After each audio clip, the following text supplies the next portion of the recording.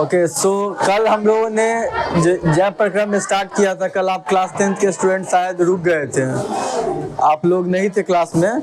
तो कल हम लोगों ने थोड़ा आगे पढ़ा था जय प्रक्रम के बारे में कि इसमें हम लोगों ने न्यूट्रिशन पढ़ा था, पोषण क्या होता है, पोषण के कितने प्रकार होते हैं और जो लिविंग ऑर्गेनिज्म है वो कैसे अपना पोषण लेते हैं। ठीक है, इतना चीज़ हमने कल डिस्कस किया। इसके अलावा हमने ये भी डिस्कस किया कि पोषण लेने के बाद, आहार लेने के बाद हम उससे हमको एनर्जी चाहिए, तो उसके लिए हम उसको ब्रेक डाउन करते हैं, उसके लिए उसको हम ब्रेक डाउन करते हैं और जिस प्रक्रिया के द्वारा इसको हम ब्रेक डाउन करते हैं उसे हम डाइजेस्टिव और पाचन क्रिया कहते हैं। आज की क्लास में हम लोग पढ़ेंगे रेस्पिरेटरी सिस्टम के बारे में। किसके बारे में? रेस्पिरेटरी सिस्टम के बारे में कि कैसे श्वसन क्रिया हमें मदद करती है खाना को पचाने में और दूसरे सारे काम करने में। ठीक है, तो आप जानते हैं कि जीव दो तरह के मुख्य रूप से होते हैं। अगर हम कोशिका के आधार पर बांटते हैं तो मुख्य रूप से जीव दो तरह के होते हैं। एक जीव ऐसे होते हैं जिसमें एक ही सेल पाया जाता है, ऐसे जीव को हम एक कोशिकीय जीव कहते हैं, यूनिसेल्युलर। और इसको क्या बोलते हैं? एक कोशिकीय।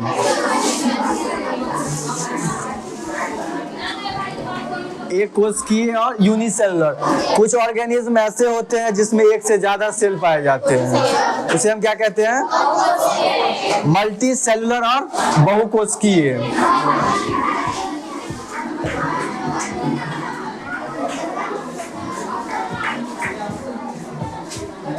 बहुकोशिकीय। चलिए, अब आप हमें बताएं कि आप एक कोशिकीय हैं या बहुकोशिकीय हैं? बहुकोशिकीय हैं। और एक चीज जो सबसे बड़ा अंतर है एक कोशिकीय और बहुकोशिकीय जीव के बीच में वो ये है कि जो एक कोशिकीय ऑर्गेनिज्म होते हैं, ऑर्गेनिज्म मतलब जीव, ऑर्गेनिज्म मींस जीव, तो जो एक कोशिकीय जीव होते हैं, यूनिसेलुलर ऑर्गेनिज्म होते हैं, उनके सारे बॉडी इन्वायरमेंट के कांटेक्ट में रहते हैं, उनके सारा बॉडी इन्वायरमेंट के कांटेक्ट में रहता है। क्या हम लोग का सारा बॉडी इन्वायरमेंट के कांटेक्ट में है? सारा बॉडी हमारा इन्वायरमेंट के कांटेक्ट में नहीं है, क्योंकि उनका पूरा बॉडी इन्वायरमेंट के कांटेक्ट में है। उन्हें जीवन की जो सारी जैव प्रक्रियाएं हैं, जैव प्रक्रिया क्या क्या है?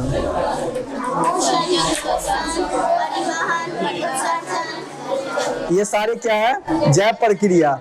तो ये सारी क्रियाएं यूनिसेलुलर ऑर्गेनिज्म में एक ही सेल के द्वारा होता है। उन्हें कोई स्पेशलाइज्ड ऑर्गन नहीं चाहिए, उन्हें कोई स्पेशलाइज्ड ऑर्गन नहीं चाहिए। जैसे कि आपका bacteria don't need kidney, bacteria don't need heart, bacteria don't need mind, I mean brain, but as a human, as a multicellular organism, you need this all things, you need this all thing. आपको ये सब चाहिए just because आपको बहुत सारे काम करने, क्योंकि आपका पूरा बॉडी इन्वायरमेंट के कांटेक्ट में नहीं है। तो जो यूनिसेलुलर ऑर्गेनिज्म होते हैं उनमें डाइजेशन की प्रक्रिया, उनमें रेस्पिरेशन की प्रक्रिया, उनमें एक्सक्रीशन की प्रक्रिया, उनमें रिप्रोडक्शन की प्रक्रिया सभी एक ही सेल के द्वारा होता है। और इस प्रक्रिया को हम क्या कहते हैं? इस प्रक्रिया को हम क्या कहते हैं? जैव प्रक्रम। तो ये सारी मिलके प्रक्रियाएं हो गई, लेकिन जो एक कोशिकीय जीव एक ही सेल के द्वारा ये सारे कार्य करते हैं, ये क्या कहते हैं हम? एक कोशिकीय जीव ये सारे कार्य कर, इसे हम बोलते हैं डिफ्यूजन। इसे हम क्या बोलते हैं? डिफ्यूजन। डिफ्यूजन का मतलब मैं आपको समझाता हूँ, समझिए। ये एक ऑर्गेनिज्म है, फॉर एग्जाम्पल ये हमारे एक बैक्टीरिया है। क्या आपको एक बैक्टीरिया का नाम हमें बता सकते हैं? अमीबा। ये आपके अमीबा हैं, ठीक है। और ये अमीबा के सामने फूड रखा हुआ है, ये अमीबा के सामने फूड रखा हुआ है। तो फूड का जो मात्रा है, we are saying it is concentration, we are saying it concentration. तो जो फूड का कंसंट्रेशन है वो यहाँ पे ज्यादा है और अमीबा के पास कम है, तो ये फूड अमीबा लेंगे। तो जिस मेथड से लेंगे इसे हम डिफ्यूजन बोलते हैं। Means diffusion is a process by which एक जहाँ पे ज्यादा खाना है वहां से जहाँ पे कम खाना है वहां पे ट्रांसफर होना। Means higher to lower concentration, yes. हाँ, ये जहाँ पे ये उच्च श्रेणी में प्रेजेंट है वहाँ से ये अपने निच श्रेणी में आएंगे। Simple, this is called diffusion. But हमारे केस में ये नहीं है, we are multi cellular organism, हम बड़े जीव हैं। अभी तक इस प्लेनेट अर्थ पे अगर सबसे बुद्धिमान, सबसे बलशाली, सबसे शक्तिशाली, सबसे तेज अगर कोई जीव है तो वो कौन है? मनुष्य है। वो कौन है? ह्यूमन है। क्योंकि भगवान के बाद ह्यूमन ही ऐसे हैं जो चीज़ों को नाम दिए हैं, जो चीज़ों को डिफाइन किए हैं, जो चीज़ों को ऑर्गेनाइज करते हैं। क्या? चीज़ों को ऑर्गेनाइज करते हैं। तो as a intelligence wise, as a knowledge wise हम लोग सुपीरियर हैं। ठीक है, तो हम अगर सुपीरियर हैं इट मीन्स हम में ऐसा स्पेशलाइज प्रोसेस भी चाहिए। हमें डाइजेशन के लिए अलग प्रक्रिया होती है, हमें रेस्पिरेशन के लिए अलग प्रक्रिया होती है, हमें एक्सक्रीशन के लिए अलग प्रक्रिया होती है, हमें रिप्रोडक्शन के लिए अलग प्रक्रिया होती है। जस्ट बिकॉज हमारा सारा बॉडी इन्वायरमेंट के कांटेक्ट में नहीं है। तो कल हमने डाइजेशन पढ़ लिया, कल हमने डाइजेशन पढ़ लिया। आज हम लोग आगे मूव कर रहे हैं और रेस्पिरेशन के बारे में पढ़ेंगे। तो स्टार्ट करने से पहले मैं आपसे जानना चाहता हूँ आप क्या जानते हैं रेस्पिरेशन के बारे में? आप बताइए। वायुमंडल से ऑक्सीजन लेकर हमें अपने कोशिकाओं तक पहुंचाने की प्रक्रिया और उन कोशिकाओं से कार्बन डाइऑक्साइड लेने की प्रक्रिया को बाहर करने की प्रक्रिया को हम श्वसन कहते हैं। वेरी गुड, बैठ जाइए। तो आपने डिफाइन कर रहे हैं श्वसन को, आप डिफाइन कर रहे हैं श्वसन को कि ऑक्सीजन को लेना means oxygen intake, oxygen intake. और आप क्या बोल रहे हैं? कार्बन डाइऑक्साइड को, मतलब इसको आउटपुट बोल सकते हैं हम। मींस हम इसे इनटेक करते हैं, इसे आउटटेक करते हैं और आउटपुट करते हैं। ठीक है, क्यों करते हैं? कार्बन डाइऑक्साइड का बाहर निकलना शरीर से क्यों जरूरी है? कार्बन डाइऑक्साइड विषैला गैस है, मीन्स डेंजरस गैस है। ओके, और ऑक्सीजन लेना क्यों जरूरी है हम लोगों को? ऑक्सीजन लेने का जो प्राइम मोटिव है, जो मेन काम है, वो है खाना को तोड़ना। इसके अलावा भी ऑक्सीजन बहुत सारे काम करते हैं, इसके अलावा भी ऑक्सीजन बहुत सारे काम करते हैं, जैसे कि ब्लड को शुद्ध करना। Very good. इसके अलावा, इसके अलावा, इसके अलावा नहीं पता, कोई बात नहीं, हम लोग जानेंगे क्या क्या इसमें होगा। ठीक है, तो श्वसन एक ऐसी प्रक्रिया है जैसे आपने बताया कि इस प्रक्रिया के द्वारा हम लोग ऑक्सीजन लेते हैं और कार्बन डाइऑक्साइड छोड़ते हैं। इंग्लिश में दो वर्ड है, इंग्लिश में दो वर्ड है जो इस श्वसन क्रिया के साथ जुड़ा हुआ है। पहला वर्ड है उसे हम ब्रीदिंग बोलते हैं, पहला जो वर्ड है उसे हम ब्रीदिंग बोलते हैं,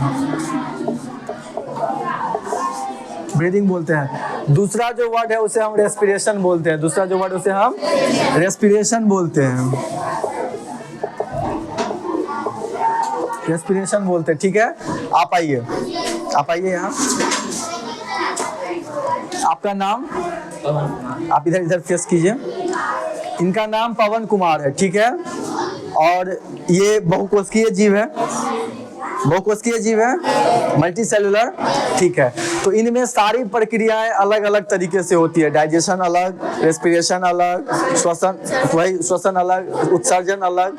ठीक है, तो आपके अंदर में सारी प्रक्रिया, अंदर में सारी प्रक्रियाएं होती है। आप सांस लेके दिखाइए, कैसे आप सांस लेते हैं? क्या नॉर्मली आप ऐसे रहते हैं तो ऐसे सांस लेते हैं, नॉर्मल रहते हैं, लेकिन ऑक्सीजन शरीर के अंदर में जा रहा है। जब आप सांस छोड़ते हैं, जब आप सांस छोड़ते हैं कैसे छोड़ते हैं? एक्सहेल करते हैं। तो बेसिकली रेस्पिरेशन को हम और ब्रीदिंग को हम दो भाग में बांटते हैं, ब्रीदिंग को हम दो भाग में बांटते हैं। एक को बोला जाता है इंस्पिरेशन, एक को बोला जाता है इंस्पिरेशन। आपको ये इंग्लिश वर्ड समझना पड़ेगा और सिंपल है, इंस्पिरेशन। और एक को बोलते हैं एक्सपायरेशन। अब आप हमें बताइए, आप इन्होंने जो सांस लिया, इनटेक ऑफ ऑक्सीजन, इन्होंने जो सांस लिया इसे हम इंस्पिरेशन बोलते हैं। क्या आपको सांस लेने टाइम में एनर्जी की आवश्यकता होती है? क्या वॉलंटरी लेते हैं सांस जनरली? नहीं, अपने आप सांस होता है। मतलब कि ये जो सांस लेना इनटेक ऑफ ऑक्सीजन है, ये जो इनटेक ऑफ ऑक्सीजन है ये एक पैसिव प्रोसेस है, ये एक पैसिव प्रोसेस है। मैं आपको बताऊंगा क्या होता है ये। तो सबसे पहले इंस्पिरेशन का मतलब ऑक्सीजन लेना, इंस्पिरेशन का मतलब और सांस लेना, ठीक है, वेरी गुड। मीन्स ऑक्सीजन का हमने इनटेक कर लिया, फाइन। अब आपने सांस छोड़ा, इन्होंने सांस छोड़ा, इन्होंने एक्सपायरेशन किया, ठीक है। तो एक्सपायरेशन का मतलब हो गया कार्बन डाइऑक्साइड को बाहर छोड़ना। ये सांस लेने टाइम में इन्हें कोई बल की आवश्यकता नहीं पड़ी, अपने आप सांस लिए, इसीलिए ये पैसिव प्रोसेस है, इसीलिए ये पैसिव प्रोसेस है। पैसिव प्रोसेस का सिंपल मतलब आप समझते हैं जिसमें आपको बल नहीं लगता है करने में, ठीक है, जिसमें आपको बल नहीं लगता है करने में, ठीक है। बट एक्टिव प्रोसेस का मतलब हो गया जिसमें आपको एनर्जी की आवश्यकता होती है। तो ये हो गया एक्टिव प्रोसेस। ये क्या हो गया? Active process. चलिए, मतलब कि सांस लेना, ऑक्सीजन लेना इज पैसिव प्रोसेस, सांस छोड़ना इज द एक्टिव प्रोसेस। कोई दिक्कत नहीं, ठीक है। इसके बाद ये जो सांस ले रहे हैं, ठीक है, सांस ले रहे हैं, छोड़ रहे हैं, तो ये तो आपके कॉन्शियस विल में है। देखिए, नॉर्मली आपको पता नहीं है कि आप सांस ले रहे हैं कि छोड़ रहे हैं, लेकिन आप अगर ध्यान देते, अगर मैं आपको बोलता हूँ कि आप अपने जो ये सांस लेने की गति है इसको ऑब्जर्व करिए, तो क्या आप कर पाइएगा? क्या आप लोग कर पाइएगा? सांस लेना, सांस छोड़ना, क्या इसको आप महसूस करते हैं? नहीं महसूस करते हैं। मैं अगर बोलूँगा तो आप क्या महसूस कर सकते हैं? इसे कर सकते हैं, ठीक है। तो आप दो तरीके से इसे महसूस कर सकते हैं। एक तो आप एब्डोमिनल का मूवमेंट देख के, एक तो आप स्टमक का मूवमेंट देख के, और दूसरा चेस्ट का मूवमेंट देख के। दो तरह के मूवमेंट यहाँ पे प्रोमिनेंट है जिसे हम देख के बता सकते हैं कि आदमी सांस ले रहा है कि नहीं। पहला हार्ट बीट, पहला basically the chest region movement, और दूसरा मूवमेंट स्टमक का, दूसरा मूवमेंट स्टमक का। अब यहाँ पे एक सबसे मतलब इंटरेस्टिंग बात यह है कि जो प्रेग्नेंट लेडी होती है, जो प्रेग्नेंट लेडी होती है वो ज़्यादा अपने, इसको हम थोरैसिक कैविटी बोलते हैं, इसको हम क्या बोलते हैं? Thoracic cavity. हमारे बॉडी को डिवाइड किया गया है। जब आगे आप हायर क्लासेस में जाइएगा तो आप पढ़िएगा एनाटॉमी, आप पढ़िएगा एनाटॉमी, जिसमें शरीर के एक एक पार्ट के बारे में डिटेल में अध्ययन किया जाता है, डिटेल में स्टडी किया जाता है। इसके अंदर में आप पढ़िएगा कि शरीर, हमारे शरीर को ना अलग अलग भागों में बांटा गया है। इससे ऊपर हम ये जो चेस्ट है, इससे ऊपर जो पार्ट है उसे हम थोरैसिक पार्ट बोलते हैं। जो पेट का रीजन है, इस रीजन को हम बोलते हैं एब्डोमिनल पार्ट, ठीक है। इससे नीचे का जो पार्ट है इसे हम पेल्विक पार्ट बोलते हैं। ये डिवीजन है। तो ये जो थोरैसिक रीजन है, इसके जब लेडी जब प्रेग्नेंट होती है तो उनका जो सांस लेने का पैटर्न अगर आप उसे ऑब्जर्व कीजिएगा तो वो चेस्ट के माध्यम से होता है, चेस्ट मूवमेंट उनमें ज़्यादा होता है। जैसे अभी आप यंग एज में हैं, अगर अभी आप अपना रेस्पिरेशन देखते हैं तो ये आपका एब्डोमिनल मूवमेंट ज़्यादा होगा, एब्डोमिनल मूवमेंट ज़्यादा होगा। दूसरी बात कि आपको कोई दिक्कत नहीं है खड़ा होने में? Comfortable, okay. दूसरी बात जो हमने आपको बताना चाहते हैं वो ये है कि ये ब्रीदिंग और रेस्पिरेशन ये दो अलग चीज़ है। ये ब्रीदिंग और रेस्पिरेशन दो अलग चीज है। इनिशियली हम लोग बचपन में सोचते हैं कि नहीं, ब्रीदिंग और respiration is a same thing, but as a class 9th student, as a class 10th student, we have to understand, हमें समझना पड़ेगा कि breathing and respiration, this two are the different thing, this two are a different thing. जो आप महसूस कर रहे हैं सांस लेना और सांस छोड़ना, उसे हम ब्रीदिंग कहते हैं, उसे हम ब्रीदिंग कहते हैं। और जो आपके शरीर में वो सांस लेने के बाद जो क्रियाएं होती है और सांस छोड़ना, ये सारी क्रियाएं क्या कहलाती है? रेस्पिरेशन और श्वसन कहलाती है। Very good, thank you, sit down.